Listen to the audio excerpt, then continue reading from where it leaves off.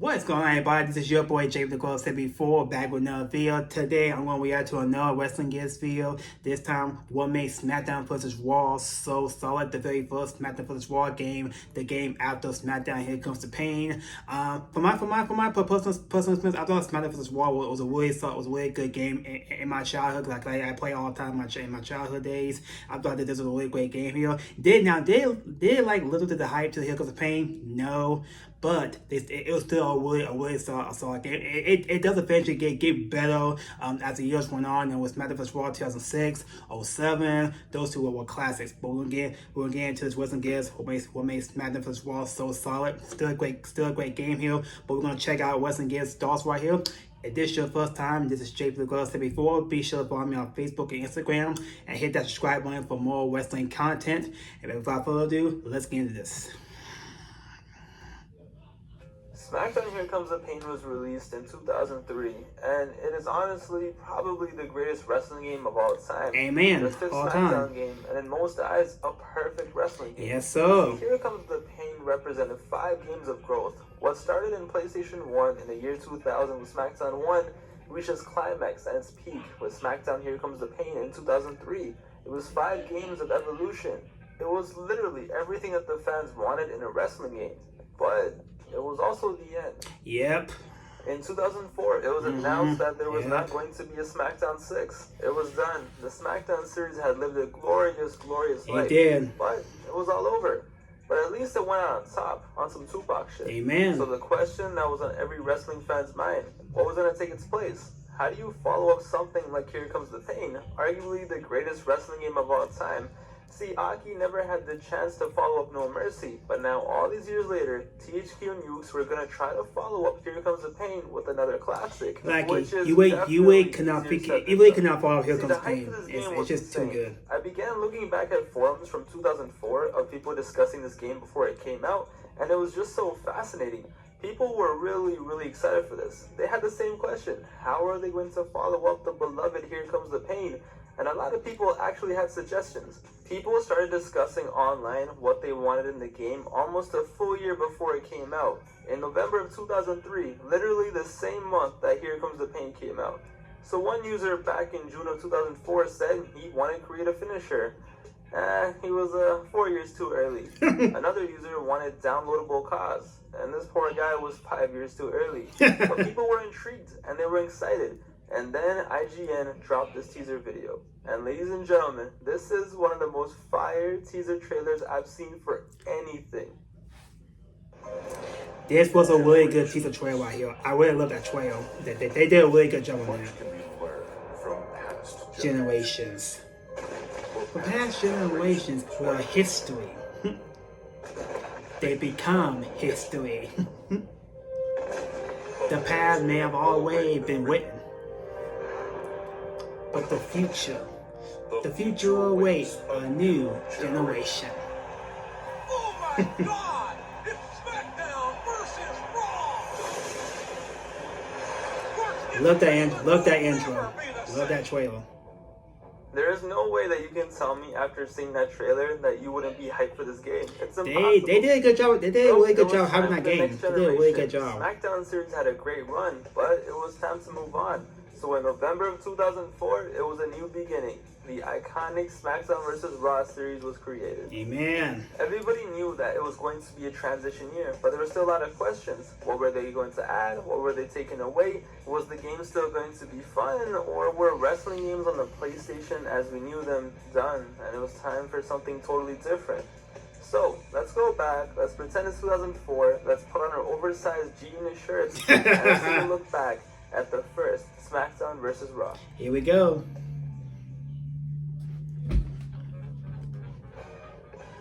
So first things first, one thing that I love about this game right from the start is the menu selection. It's simple. Are you Team SmackDown or Team Raw? See, as a kid, personally, I was always a SmackDown guy, to be honest. I was kind of a Raw guy, but I was a SmackDown guy too, but I was kind of a Raw guy. The thing is, whatever team you decide, that's how your menu looks. But let's be real, the SmackDown menu looks so much cleaner. That's true. One of the first things that you'll notice when this game starts is the music. Yes, music.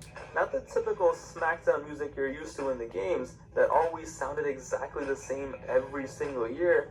but actual licensed music. Yes, the SmackDown games starting from this series all the way until 2011-ish are filled with absolute bangers. Just so many amazing songs, so many bands I discovered because of these games, and it all started here. Technically Day of Reckoning, but you know what I mean. Some of the bangers on the soundtrack include Worlds Collide by Power 5000.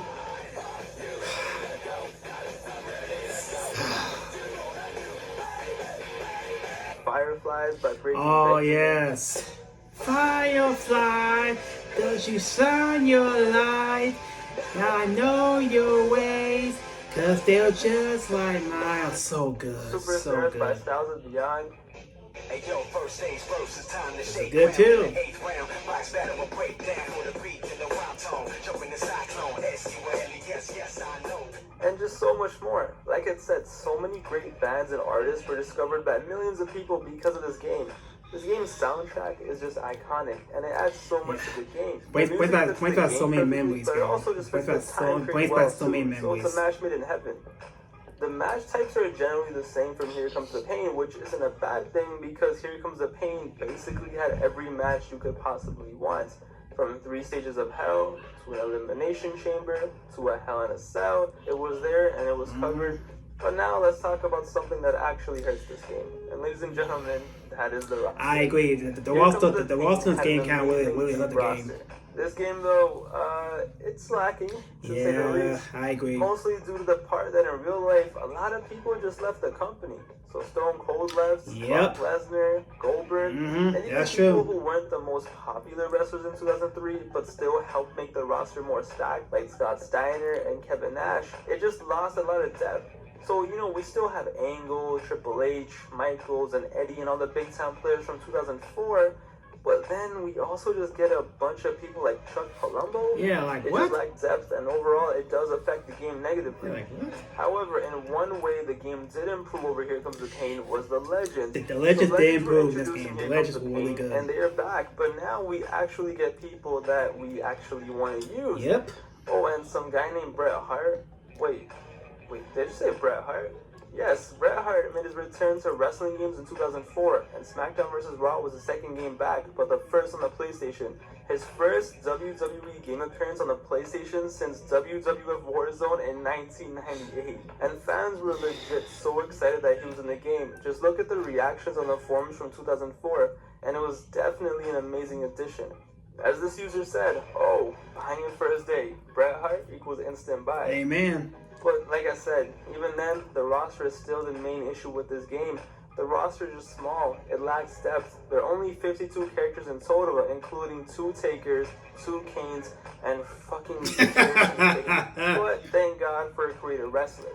Speaking of creation, we got a feature that people had wanted forever. Yes, create a championship. And the creative championship mode is pretty sweet. You gotta give credit where credit is due.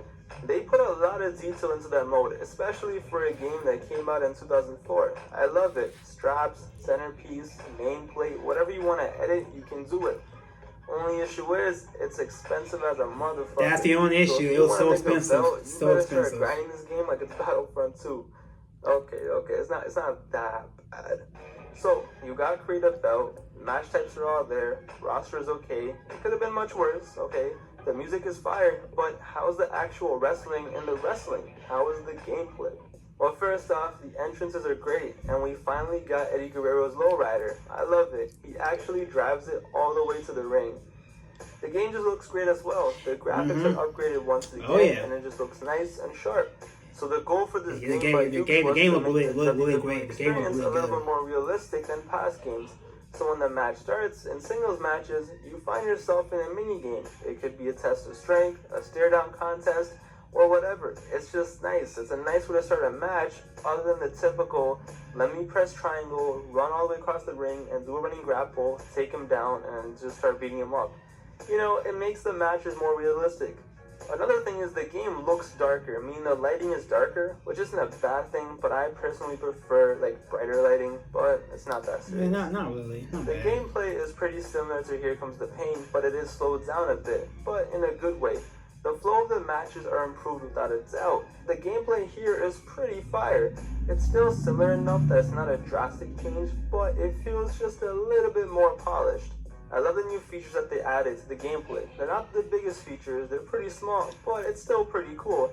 Like, you can get into a chop battle, you can hold a rope break until the 4 count, remove turnbuckles, complain to the referee, just little touches that make the game more realistic, but still not sacrificing the fun arcadey gameplay that it has. So in this game, they introduced a different way to play. You can play clean, neutral, or dirty. So if you choose to play clean, you're basically a face, and you have a clean meter, which goes up if you do things that a face would do. So, you know, just doing your special moves, your normal moves, high flying moves, and taunting. And when your meter is up, you do a special taunt, and your character basically goes into super speed mode and becomes invincible, and your finisher does like 1,000 more damage than normal. Okay, not 1,000, but it does more damage. Whereas if you're dirty, you gotta do dirty things, such as things I mentioned before, like holding the ropes until the 4 count, removing the turnbuckle, complaining to the referee, using weapons until you fill up your meter, you do a taunt, and then you get the deadliest, dirtiest special move of all time. A super powered low blow. The low blow. It's cool. It adds a dimension to the game. So when you're facing a computer, it kind of makes things more realistic. So heels do heel things instead of fighting like every other wrestler. So if you're versing Triple H and this is 2004 and he's a heel, you will fight like a heel and not just a regular wrestler. See, the thing is, this game is pretty polarizing, but it's hard to find someone who can hate on the gameplay in this game. What you can hate on, though, is that there are no post-match celebrations. That's the thing. Yeah, I remember that. Like, what the crap? You have this What the crap? epic-ass match. That's it? People are dying. There's blood everywhere. That's one thing I hate about the game was that. Or do you want to quit? Like my bad. Alright, That's the one thing I hate about the game was that. One other thing that makes me sad is rest in peace to the backstage mayhem. Oh, yes. Health, and here comes the pain. So there is a backstage area, and there's even a parking lot now. But there are no more random-ass places. There's no more exploring. There's no more New York City. Yeah, you can't explore. No more locker room. It's confined to two areas. And one parking lot. But those are 2 different matches, so you can't travel. That also kind of hurts. But still, the parking lot brawl is pretty lit. It's still pretty good, though. It's still really good. It's very interactive, and it's very cool. And so is the backstage area. But the thing is, I just miss the freedom. I miss being able to go wherever I want, whenever I want. Now you're kind of just confined to these 2 areas, and it does get old pretty quick.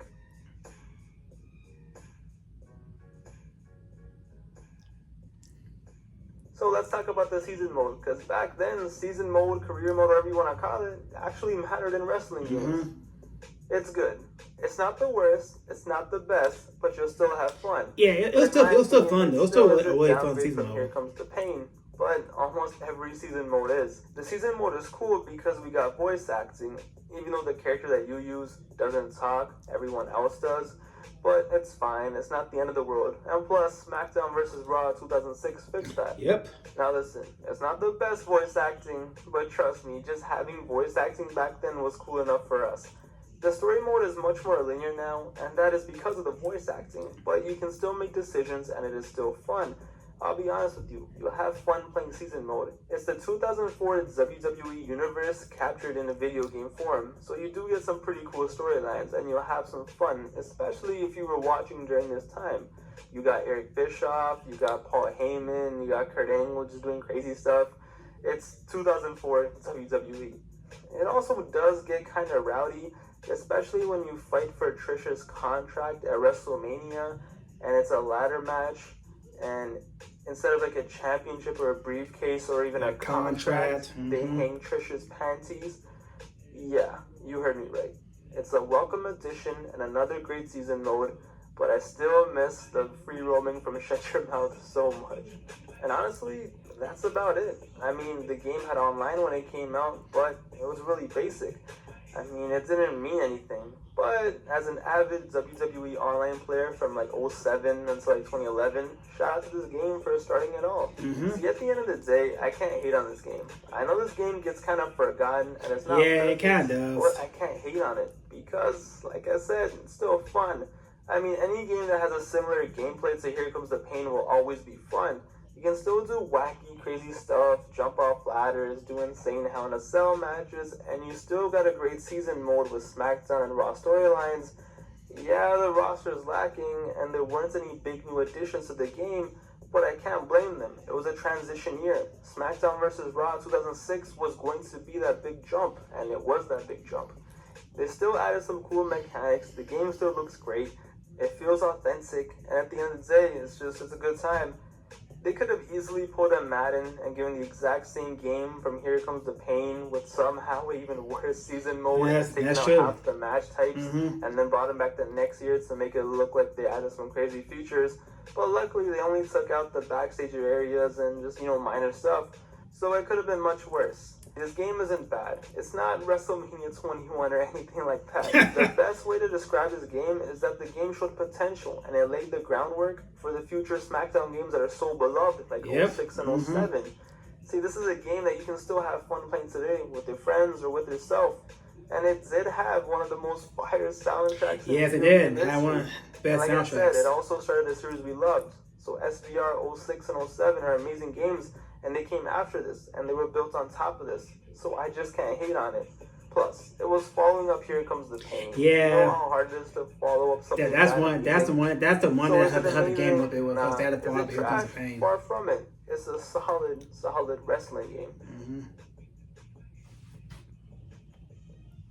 Hey y'all, yeah. Just like he said in Phil, it was really hard for SmackDown vs. Raw to follow up Here Comes the Pain. Like you really could not follow that game. Like it's easily the greatest wrestling game ever made, in my opinion.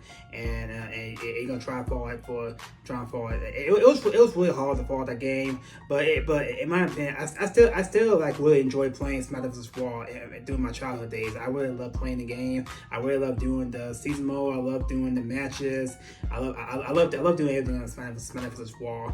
And like he said, it did lead to much better games. The year next. Like it did lead to more great games after it. Like SmackDown vs. Raw 06, 07.